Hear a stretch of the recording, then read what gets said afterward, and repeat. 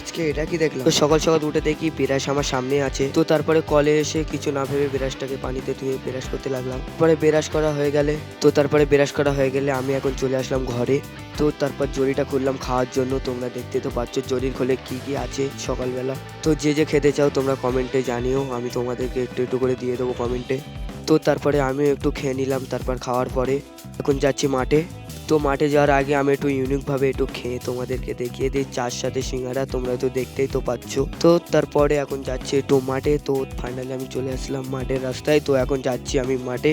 তো মাঠে এসে দুদিকে দুটো সাবস্ক্রাইবারের সাথে দেখা হয়ে গেল। এক সাইডে একজন শুয়ে আছে আর এই সাইডে একজন ফোন দেখছে আর একজন রাস্তায় দাঁড়িয়ে আছে। তো তোমরা হয়তো ভাবছো যে বালতি নিয়ে কোথায় যাচ্ছি। তো গাইস বালতি নিয়ে যাচ্ছি মধু পাড়তে। তো এখানে আমরা তিনজন, আরো যারা মধু পাড়বে তারা আছে। তো যে মধু পাড়বে সেই লোকটা এই সাইডে তার জিনিসপত্রগুলো সবকিছু ঠিক করে নিচ্ছে। তো তারপরে লোকটা চলে গিয়েছে, আমাদেরকে যেতে দেয়নি। তো তোমরা দেখতেই পাচ্ছ বাঁশঝাড়টা কত ভয়ঙ্কর। এখন মধু পাড়া হয়ে গেছে, এখন যাচ্ছি বাড়িতে।